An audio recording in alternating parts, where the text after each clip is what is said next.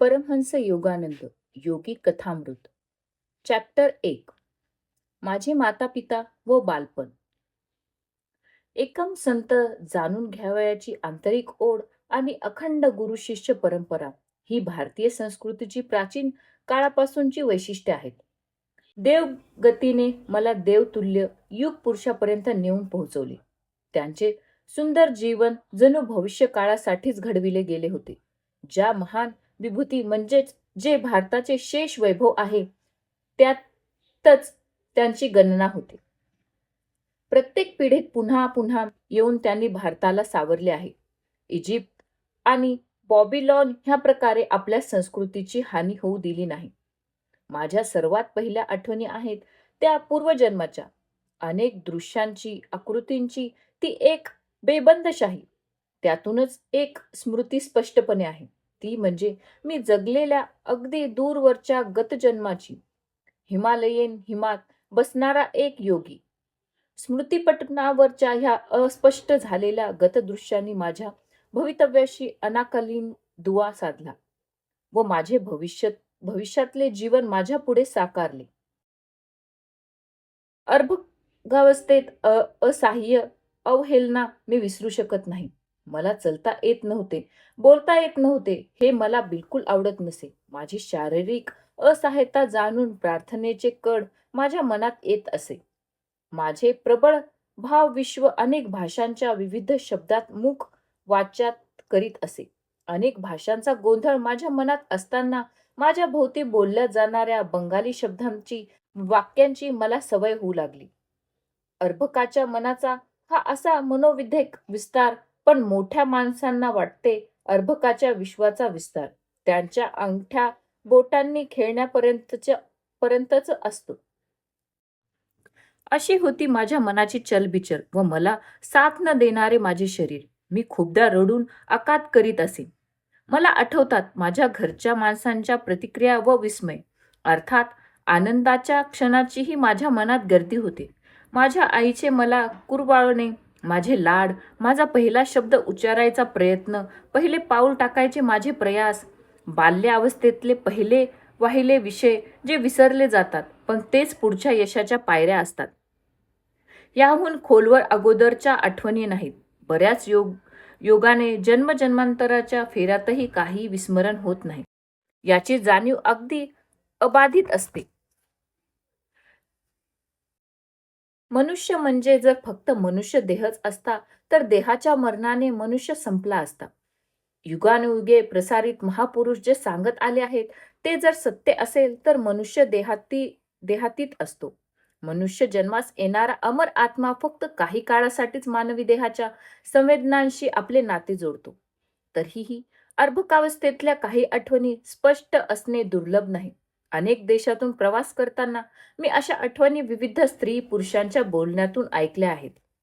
मी 21व्या शतकाच्या शेवटच्या दशकात जन्मलो. माझ्या आयुष्याची पहिली 8 वर्षे गोरखपूरमध्ये गेली.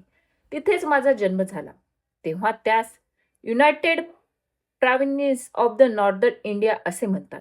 आम्ही 8 भावंडे, 4 मुलगे व 4 मुली.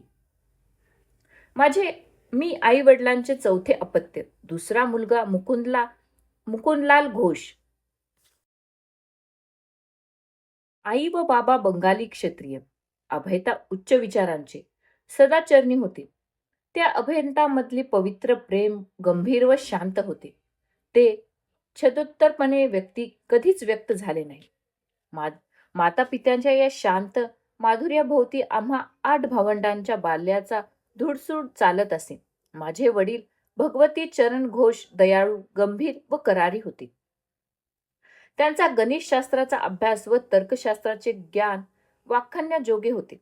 बुद्धिमत्तांचं त्यांचं मार्गदर्शन करीत असे. पण आमची आई हृदयाची सम्राज्ञी. मायेच्या शब्दात, प्रेमाच्या सुरात तिने आम्हाला वळण लावले. पण तिच्या निधनानंतर मात्र बाबा आपला आंतरिक जिव्हाळा अधिक दर्शवू लागले. त्यांच्या दृष्टीने आम्हाला आईची स्निग्ध नजर दिसत असे. आमच्या आईने धार्मिक ग्रंथाची कडू गोड तोड ओळख आम्हाला करून दिली. आम्हाला शिस्त लावण्यासाठी महाभारत व रामायण यामधल्या योग्य कथांची निवड केली जात असे. शिक्षण व शिक्षा यांचे समंगत्व त्यात असे. माझी आई बाबांचा मान राखत असे. संध्याकाळी ते ऑफिसमधून यायच्या वेळी नीटनेटकेपणा काळजीपूर्वक पेहराव करून ती त्यांचे स्वागत करीत असे. हिंदुस्थानातील मोठ्या कंपन्यांपैकी एक असलेल्या बंगाल नागपूर रेल्वेमध्ये ते उपाध्यक्ष होते. त्यांची फेरीची नोकरी असल्याने आम्ही आमच्या बालपणी वेगवेगळ्या शहरात राहिलो. गरिबांना मदत करण्याच्या बाबतीत माझ्या आईचा हात अगदी सढळ होता. बाबा दयाळू होते, पण जमा खर्चाचे भान त्यांना राखावेच लागे. एका पाक्षिकात गरिबांना जेवण घालण्याच्या आईच्या हातून इतका सढळ खर्च झाला की तो माझ्या वडिलांच्या मासिक वेतनाहूनही अधिक. दान धर्म हद्दीबाहेर करू नकोस बाबाने इतकेच बोलणेही आईला दुखावून गेले. आम्हा मुलांकडे तिने काहीच दर्शविले नाही. फक्त टांगा आणण्यास सांगितले. निरोप द्या, मी माहेरी जात आहे. पुरातन कालापासूनची ही धमकी. आम्ही मुले अचंबित होऊन रडू ओरडू लागलो. नशिबाने आमचे मामा वेळेवर येऊन पोहोचले. ते आमच्या बाबांच्या कानात काहीतरी हळूहळू पुटपुटले. पुरातन काळापासून उपयोगी पडलेली कसला तरी सल्ला असावा. तेव्हा बाबा काही तडजोडीने शब्द बोलले व आईने टांगा परत पाठवून दिला, अगदी आनंदाने. माझ्या आई वडिलांमधल्या एकुलत्या एक भावंडाचा असा हा अंत. पण त्यांचा आणखी एक वैशिष्ट्यपूर्ण वाद मला आठवतो. मला 10 रुपये द्या, एक गरीब बाई आली आहे मागायला. मन वळविण्याजोगे गोड स्मित करीत आई बोलली. 10 कशाला, 1 रुपया पुरेसा आहे, बाबा म्हणाले व समर्थनासाठी पुढे म्हणाले. माझे वडील व आजोबा वारले तेव्हा गरिबी म्हणजे काय हे मी पहिल्यांदा पाहिले. मैलावर असलेल्या शाळेस पायी चालून जावे लागे. त्याआधी माझी न्याहारी म्हणजे फक्त एक छोटेसे केळे असे. युनिव्हर्सिटीत जाऊ लागलो तेव्हा पैशाची नड इतकी जास्त झाली की मी एका श्रीमंत न्यायाधीशाकडे दर महिन्यास फक्त 1 रुपयाची मागणी केली. त्यांनी रुपया देणे नकारले. वरून 1 रुपया म्हणजे कमी आहे का असे बोलले. तो 1 रुपया नाकारल्याची किती आठवण असते तुम्हाला. आईचे तर्कशास्त्र तुम्ही नाकारलेल्या 10 रुपयाचीही त्या बाईने अशीच आठवण ठेवावी असे वाटते का तुम्हाला? बरं बरं बाबा, तू जिंकलीस. पराजित पती पवित्र्याने बाबाची पर्स उघडली.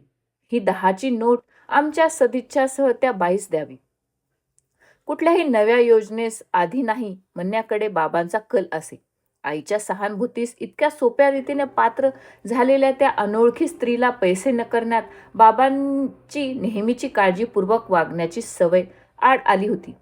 कुठलीही गोष्ट सारासार विचार न करता पटकन स्वीकारणे हे त्यांच्या स्वभावधर्माविरुद्ध होते. पाश्चिमात्य देशात फ्रेंच माणसाची मनोधारणाही अशीच असते. योग्य विचार ही गोष्ट ते लोक मानतात. माझे बाबा प्रत्येक बाबतीत समतोल विचार करीत असत. मी एका दोन योग्य कारणाचा दुजोरा दिल्यानंतर त्यांनी मी त्यांच्याकडे केलेल्या अनेक मागण्या विचारात घेतल्या. इतकेच नव्हे तर माझ्या मागण्या मान्यही केल्या. मग ती मागणी नव्या मोटारसायकलची असो किंवा सुट्टीत फिरायला जाण्याची असो. आम्हा मुलांच्या लहानपणी आमच्या बाबतीत त्यांचे वर्तन अगदी कडक शिस्तीचे असते. त्यांची राहणी अत्यंत साधी होती. ते थिएटरमध्ये कधीच जात नसत. वेगवेगळे आध्यात्मिक आचार पाळणे, भगवद्गीता वाचणे ह्याच्यात त्यांचे मन रमून घेत. त्यांनी साऱ्या सुख भोगांचा त्याग केला होता. स्वतः वापरायच्या पादत्राणांचा सुद्धा ते एकच जोड ठेवत व तो पूर्णपणे झिजून निरुपयोगी होईपर्यंत वापरीत. मोटार गाड्या लोकप्रिय झाल्यानंतर त्यांच्या मुलांनी गाड्या वापरण्यास सुरुवात केली, पण ते स्वतः मात्र ट्रॉली गाडीनेच ऑफिसला जात असत. आपले सामर्थ्य वाढवून घेण्यासाठी धनसंचय करणे हे त्यांच्या स्वभावापलीकडे असे. त्यांनी कलकत्ता अर्बन बँकेची सुव्यवस्थित स्थापना करून दिली, पण बँकेमध्ये स्वतःसाठी शेअर ठेवण्यास नकार दिला. फावल्या वेळेत आपण नागरिकांचे कर्तव्य केले अशी त्यांची धारणा होती. माझ्या वडिलांनी सेवानिवृत्त होऊन पेन्शन घेतली. त्याला काही वर्ष झाली होती. तेव्हा एक उच्च इंग्रज अधिकारी बंगाल नागपूर रेल्वेचा कारभार तपासण्यास आले. तेव्हा त्यांना आढळून आले की बाबांनी आपल्या बोनससाठी अर्जच केले नाही. ते बोनसचे पैसे त्यांच्या हक्काचे होते. त्यांना 125 रुपये म्हणजे जवळजवळ 41,250 इतकी रक्कम रेल्वेकडून येणे होती. 3 माणसांनी करायचे काम हा एकटा माणूस करीत असे. असे प्रशंसेचे व अचंबाचे उद्गार त्यांनी काढले. अर्थातच रेल्वेच्या अधिकाऱ्यांनी त्या रकमेचा चेक बाबांना दिला. पण आमच्या बाबांना पैशाचे महत्त्व इतके कमी की त्यांना ही गोष्ट कुणाशीच बोलण्या इतकी महत्त्वाची भासली नाही. खूपच वर्षानंतर माझा सर्वात धाकटा भाऊ विष्णू याच्या नजरेस एवढी मोठी रक्कम बाबांच्या खाती जमा असल्याचे त्यांच्या बँकेच्या स्टेटमेंटवरून कळून आले. अर्थातच त्याने बाबांना विचारले. त्यावर बाबांचे उत्तर, आर्थिक फायद्याचा फार आनंद का व्हावा? बाबा पुढे म्हणाले, बेटा, ज्याला आध्यात्मिक समतोल गाठायचा आहे त्याला ना फायद्याचे सुख ना तोट्याचे दुःख. त्याने ह्या दोन्हीवर ताबा मिळविलेला असला पाहिजे. प्रत्येक माणूस जन्मास येताना रिकाम्या हातीच येतो. एकाही दिडकीशिवाय निर्धस्त असा जग सोडून जातो. तसाच रिकाम्या हाती निष्कांचन. आई आणि बाबा दोघांनी बनारसच्या लाहिरी महाशयांचे शिष्यत्व स्वीकारले होते. ते सुद्धा वैवाहिक जीवनाच्या पहिल्या वहीच्या वर्षात. बाबांमध्ये आध्यात्मिक निष्काम वृत्ती उपजत होती. लाहिरी महाशयांच्या संपर्काने ती अधिकच बळकावली. माझी वडील बहीण रोमा हिच्याकडे माझी आई एकदा बोलून गेली होती. तुझे बाबा आणि मी पती पत्नी म्हणून वर्षातून एकदाच जवळ येतो, तेही संतान प्राप्तीसाठी. अविनाश बाबामुळे लाहिरी माशांची बाबांची भेट झाली होती. तेही बंगाल नागपूर रेल्वेमध्ये बाबांच्या ऑफिसमध्येच नोकरी करीत असत. मी माझ्या बालपणी त्यांच्याकडून अनेक भारतीय संतांच्या मनोवेधक कथा ऐकल्या होत्या. प्रत्येक कथा शेवटी त्यांच्या स्वतःच्या सद्गुरूपर्यंत जाऊन ठेपत असे व आपल्या गुरूंच्या उच्च अधिकाऱ्यांचा गौरव करूनच त्यांच्या कथेची सांगता होत असे. एका विशिष्ट घटनेमुळे तुझे वडील लाहिरी माशांचे शिष्य बनले, माहिती आहे का तुला? अविनाश बाबूंनी माझे कुतूहल वाढवण्याच्या हेतूने मला प्रश्न केला. त्या आळसावलेल्या दुपारी आमच्या घरच्या विस्तृत अंगणात आम्ही बसलो होतो. त्यांच्या सांगण्याच्या आतुरतेला माझ्या ऐकण्याचा उत्कंठेचा टेकू देऊन मी स्मृतपूर्वक नकारार्थी मान हलवली. काही वर्षापूर्वी मी माझ्या वरिष्ठांकडे म्हणजे तुझ्या बाबांकडे ऑफिसमध्ये रजेसाठी विनंती केली. तू जन्मालाही आलेला नव्हतास तेव्हा. अविनाश बाबू चवीचवीने सांगत होते. एका आठवड्याची रजा मी मागितली होती. गोरखपूरहून बनारसला जाऊन माझ्या गुरूंना भेटण्याचा बेत होता. पण तुझ्या बाबांनी ही गोष्ट हसण्यावरी नेली. माझी टरच उडवली ना. तुला धर्मवेडा बनायचे आहे का? लक्ष लावून काम कर बघू. नोकरीमध्ये प्रगती नाही का करायची तुला? त्यांनी सल्ला दिला व माझ्या रजेचा अर्ज नामंजूर केला. त्या दिवशी संध्याकाळी मी ऑफिसमधून घरी चालत जात होतो. वाट जराशी झाडावनातून जात असे. वाटेवरच मला तुझे बाबा आपल्या पालखीतून जाताना दिसले. माझा खिन्न चेहरा त्यांच्या दृष्टीस पडला असावा. त्यांनी पालखी थांबवली, त्यातून उतरले, पालखीवाल्यांना जाण्यास सांगितले व स्वतः माझ्याबरोबर चालू लागले. अगत्याने माझी समजूत घालू लागले. आपल्याला ऐहिक प्रगतीची गरज का असते व आपण त्याच्यासाठी कसा प्रयत्न करावा हे मला समजावून सांगू लागले. मी ऐकत होतो, कळत होते, पण वळत नव्हते. मनाला एकच ध्यास लागला होता. लाहिरी महाशय, मला तुम्हाला भेटायचे आहे. ज्या वाटेवर आम्ही चालत होतो ती वाट एका शांत, निवांत, सुंदर शेताच्या कडेने जात होती. उंच उंच गवत वाऱ्यावर जणू संध्या सूर्याच्या सोनेरी किरणाचा मुकुंद पेहरून डोलत होती. ते दृश्य इतके सुंदर होते की आम्ही दोघेही स्तब्ध उभे राहून बघू लागलो. इतक्यात आमच्या पुढच्या काही फुटाच्या अंतरावर माझ्या परमप्रिय सद्गुरूंची प्रतिमा साकारली. भगवती, त्यांच्यावर इतका कठोर नको होऊस. महाशयांचे शब्द आमच्या ह्या कानावर आले. आम्ही स्वतःला चिमटा घेतला. सदृश्य झाले, तसेच महाशय अदृश्य झाले. राहिले ते सूर्यकिरण. मी जमिनीवर गुडघे टेकून उद्गारत राहिलो, लाहिरी महाशय, लाहिरी महाशय. तुझे बाबा सीमित व स्तब्ध उभे राहिले. मग हळूच म्हणाले, अविनाश, तूच नव्हे तर मीच स्वतः सुट्टी घेणार आहे. उद्याच आपण दोघे बनारसला जाऊया. मला लाहिरी महाशयांना भेटायचे आहे. आपल्या पुढे सदृश्य होतात म्हणजे काय ते तुझ्यासाठी इथे आले? अशा दिव्य पुरुषास भेटलेच पाहिजे. माझ्या पत्नीलाही घेऊन जाऊया. आम्हालाही दीक्षा देण्याची विनंती करीन. त्यांच्यापर्यंत पोहोचण्याची वाट मला दाखवशील का? होय होय, अर्थातच माझे मन आनंदाने व आश्चर्याने भारून गेले होते. क्षणार्धात घडून आणलेल्या प्रासंगिक प्रत्यय येत होता.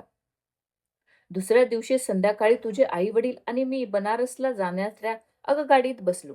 गाडीतून उतरल्यावर घोडागाडी व त्यातल्या गल्ल्याबोळातून खूप चालत गेल्यावर लाहिरी महाशयांच्या निवांत निवासावर पोहोचलो. ते बसलेल्या दालनात पोहोचलो. महाशय पद्मासन घालून बसलेले होते. त्यांचे नेत्र सुपरिचित अर्धवट झाकलेले होते. भारावून आम्ही त्यांच्याकडे नमस्कारासाठी वाकलो. महाशयाने आपले नेत्र उघडून आपली भेदक व आरपार जाणारी नजर माझ्या व तुझ्या वडिलांवर रोखली. भगवती, त्यांच्यावर इतका कठोर होऊ नकोस. तेच शब्द गोरखपूरला साकारल्या वेळी उद्गारलेले. ते पुढे म्हणाले, अविनाशला इकडे येण्याची परवानगी दिलीस व स्वतः संपत्नीक आलास हे बरं केलंस. अशी ही सुरुवात. अविनाश बाबू सांगत होते, लहारी महाशयांनी तुझ्या आईवडिलास क्रियायोगाची दीक्षा दिली. त्यांना फार आनंद झाला. त्या दिवसापासून तुझे वडील आणि मी गुरुबंधू बनलो. त्या दिवशीच्या दृष्टांतानंतर एकमेकांचे मित्र बनलो. मुकुंद लाहिरी महाशयांचे तुझ्या जन्माकडे विशेष लक्ष होते. अविनाश बाबू भारावलेल्या स्वरात मला म्हणाले, तुझ्या जीवनाशी त्यांच्या जीवनाचा काहीतरी संबंध नक्की आहे. अशा महापुरुषांचा आशीर्वाद नेहमी फळतोच, कधी चुकत नसतो. या जगात मी प्रवेश केल्यानंतर अल्पावधीत लाहिरी महाशयांनी ह्या जगाचा निरोप घेतला. त्यांचा फोटो आमच्या देवघरात नेहमीच असे. सुंदर नक्षीदार फ्रेममध्ये बसवलेला. बाबांच्या बदलीमुळे वेगवेगळ्या शहरी आम्ही जात असू. प्रत्येक ठिकाणी ह्या फोटोस देवघरास मानाचे स्थान असे. माझे आई वडील त्यांच्या पुढे सकाळी संध्याकाळी ध्यानावस्थात बसत. रचलेल्या देवस्थानावर फुले वाहीत, सुगंधित पुष्पांनी चंदन शिंपडीत, अगरबत्ती ऊद व आमची सगळ्यांची भक्ती एकत्र करून आम्ही लाहिरी महाशयांच्या रूपात आमच्या पुढे प्रकट झालेल्या देवत्वाची पूजा करीत असू. लाहिरी महाशयांच्या या फोटोचा माझ्या मनावर फार मोठा प्रभाव होता. मी जसा जसा मोठा होत गेलो तसे तसे माझ्या मनातील त्यांचे स्थानही वृद्धिगत होत गेले. मी ध्यानावस्था बसलो असताना मला अनेकदा लाहिरी महाशय आपल्या फोटोच्या चौकटीतून सजीव होऊन बाहेर येऊन माझ्या पुढे आसनस्थ झालेले दिसत. त्यांच्या त्या दैत्यमान्याचा चरणांना स्पर्श करण्यासाठी माझे हात जेव्हा पुढे होत तेव्हा ते परत फोटोमध्ये छबी बनत. हळूहळू मी बालावस्थेतून किशोरावस्थेत प्रवेश करू लागलो. तसे तसे लहारी महाशयांचे रूपहेडेही माझ्यासाठी बदलले. तसबिरीमधल्या इवल्याशा छबीतून ते माझ्यासाठी एक सजीव दैदिप्यमान अस्तित्व बनले. मला कधी काही सुचेनासे झाले किंवा परिस्थिती कठीण वाटली तर मी त्यांच्या मनापासून प्रार्थना करी व मला मनोमन त्यातून मार्ग दिसत असे. ते प्रत्यक्षात नसल्याचे दुःख मला वाटेनासे झाले. त्यांच्या दर्शनासाठी अतिउत्सुक असलेल्या त्यांच्या शिष्यवर्गास त्यांनी पत्र लिहिले होते. मला ह्या हाडामासाच्या देहात बघायला का येतात येथे? मी तुमच्या कुठावस्थेत दृष्टीतच आहे. वयाच्या 8व्या वर्षी लाहिरी महाशयांच्या फोटोमुळे मी आश्चर्यकारक रीतीने बरा झालो होतो.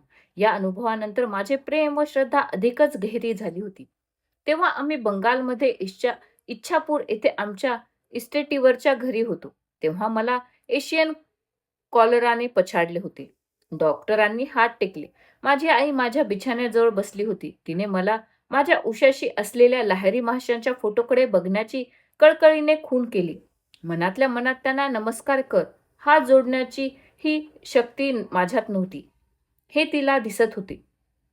बाळा, तू खऱ्या भक्तीने मनातूनच जरी त्यांना नमस्कार केला तरी ते तुला वाचवतील.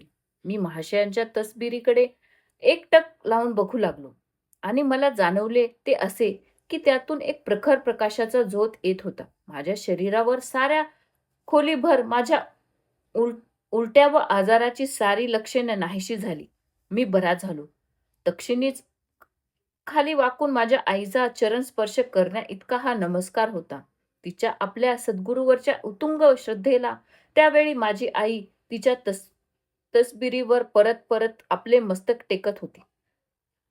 माझ्या सर्वव्यापक स्वामी, आपण आपल्या प्रकाशाने माझ्या बाळाला वाचविले. मी आपले कृतज्ञ आहे. मला कळून चुकले आहे की जीवघेण्या आजारातून मला क्षणार्धात बरा करणारा तो देदीप्यमान प्रकाश आईनेही पाहिला होता. ती तसबीर ही माझ्या फार मूल्यवान ठेव होती. ती तसबीर स्वतः लाहिरी महाशयांनी माझ्या बाबांना दिली होती. त्यात फारच पवित्र संवेदना आहेत. त्या तसबिरीची एक आश्चर्यजनक कथा आहे. ती मला बाबांनी गुरुबंधू कांतिकुमार रॉय यांनी सांगितली होती. असे सांगतात की लाहिरी महाशयांना आपला फोटो काढून घेण्याची अगदी तिटकारा होता.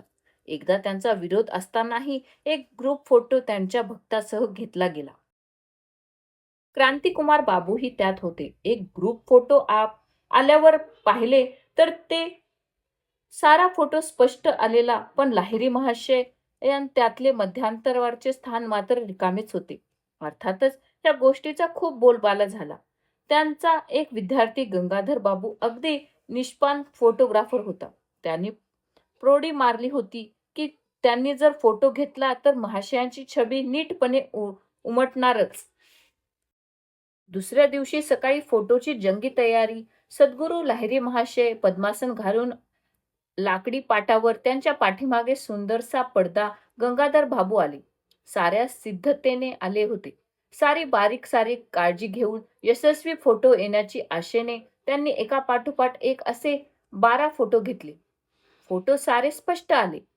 लाकडी पाट, पडदा सारे स्वच्छ सुंदर, पण पाटावर लाहिरी महाशयांची छबीच नव्हती. प्रौढी मारल्याने खजील होऊन गंगाधर बापूच्या डोळ्यात अश्रू उभे राहिले. ते आपल्या सद्गुरूच्या जवळ आले. त्यांनी अनेक तास वाट पाहिल्यानंतर लाहिरी महाशयांनी आपले मौन सोडले. मी आहे आत्मा, स्वयंव्यापक, निर्गुण, निराकाराचे प्रतिबिंब तुझ्या कॅमेऱ्यावर कसे उमटणार? मला आता उमगले आहे की ते शक्य नाही. माझे स्वामी, माझी आंतरिक इच्छा आहे की आपला एक फोटो मला हवा आहे. माझ्या अज्ञानी नजरेला आपला आत्मा फक्त आपल्या देहामध्येच नजरेस येतो. बरं, मग उद्या सकाळी ये आणि माझा फोटो घे. फोटोग्राफरने परत एकदा कॅमेरा केंद्रित केला. या खेपेस मात्र त्यांची छबी स्पष्टपणे उमटली. कारण महाशयांच्या अनिच्छेने त्यांच्या छबीस उमटण्यास गुहेपण थांबिले नव्हते. महाशयांचा हा पहिला व शेवटचा फोटो. दुसरा माझ्या माहितीत तरी नाही. तो फोटो ह्या पुस्तकात छापलेला आहे. लाहिरी महाशयांच्या चेहऱ्याचे रेखीव रुपडे स्वर्ण सर्व व्यापक तऱ्हेचे आहे. मानव जातीच्या कुठल्याही साच्यात ते बसत नाही. परमेश्वराची जवळीक साधलेले एक गूढ स्मित त्यांच्या चेहऱ्यावर आहे. बाह्य जगाकडे नाममात्र लक्ष आहे असे त्यांच्या अर्धवट झाकलेल्या पापण्या दर्शवितात. जगाच्या सर्वच आकर्षणाकडे डोळेझाक केलेला हा महात्मा आपल्याकडे आपल्या आध्यात्मिक मोक्षणासाठी मात्र पूर्णपणे जागरूक असे. माझ्या सद्गुरूच्या तस्बिरीच्या महान शक्तीद्वारे मी बरा झाल्यानंतर काही दिवसातच मला एक मोठा परिणामजनक दृष्टांत झाला. मी माझ्या पलंगावर बसलो असताना मला जसे काही स्वप्नवत वाटू लागले. झाकलेल्या डोळ्यांमधल्या अंधारापलीकडे काय असते हा प्रश्न माझ्या मनात खोलीतून उमटला आणि क्षणार्धातच माझ्या झाकलेल्या डोळ्यांपुढे एक अगदी झकझकीत प्रकाश झोत प्रकट झाला. माझा भाल प्रदेश म्हणजे जणू एक प्रकाशमान चित्रपटाचा पडदा होता व त्या पडद्यावर एकामागे एक आकृती उमटू लागल्या. अनेक थोर संतांच्या आकृती, गुह्यामध्ये पद्मासन घालून ध्यानावस्थेत बसलेल्या थोर योग्यांच्या आकृती. आपण कोण आहात? मी मोठ्या आवाजाने विचारले. आम्ही हिमालयन योगी आहोत. त्या दैवी उत्तराचे स्वराचे वर्णन करण्यास मी असमर्थ आहे. माझे हृदय आनंदाने भरून आले. हा सुंदर विस्मरणीय प्रकाश कसला? मी आहे ईश्वर. मी प्रकाश रूप आहे. गगन मेघासारखे पुटपुटलेले शब्द. मला तुझ्यात एक रूप व्हायचे आहे. ह्या अवर्णनीय दैवी आनंदातून मी हळूहळू बाहेर आलो, तो ईश्वराचा शोध घेण्याचा चिरंतर वारसा घेऊनच. ईश्वर अमर आहे, नित्य नवा आनंद आहे. हा ध्यास त्या आल्हाददायक दिवसानंतर गेला नाही.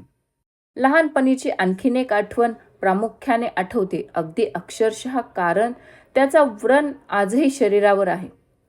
आमच्या गोरखपूरच्या घरी मी आणि माझी वडील बहीण उमा अंगणात सकाळी निंबाच्या झाडाखाली बसलो होतो. निंबाची पिकलेली फळे पोपट खात होते. माझे लक्ष त्यांच्यावर होते. त्यावरून नजर उडेल तेव्हा पुस्तकाकडे बघत होतो, कारण उमाताई मला प्राथमिक पुस्तकातले बंगाली शिकवत होती. इतक्यात पायावर एक फोड उठलेल्या असल्यामुळे उमा मलमाची डब्बी घेऊन आली. मीही थोडेसे मलम माझ्यावर दंडावर लावले. काहीही झालेले नसताना उगाच का मलम लावतोस दंडाला? बघ ताई, कारण मला वाटते की उद्या माझ्या दंडावर फोड उठणार आहे. म्हणून इथे फोड उठणार आहे तिथे मलम लावून तुझे मलम कितपत उपयोगी आहे हे बघतो आहे.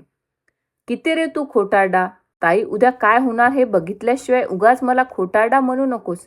मी जरासाही चिडून न बोललो. उमाताईला खरे वाटले. खोटारडा खोटारडा खोटारडा. ताई चिडवू लागली. दृश्य निश्चयाच्या स्वरात मी आवर्जून बोललो. माझ्या मनशक्तीच्या बळाने मी म्हणतो आहे, मी उद्या माझ्या दंडावर तुझ्यासारखाच फोड येणार आहे. इतकेच नव्हे तर तुझा फोड आजच्या दुप्पट मोठा होईल. खरोखरच दुसऱ्या दिवशी सकाळी बघतो तर माझ्या दंडावर फोड उमटलेला आणि उमाताईचा फोड दुप्पट मोठा झालेला.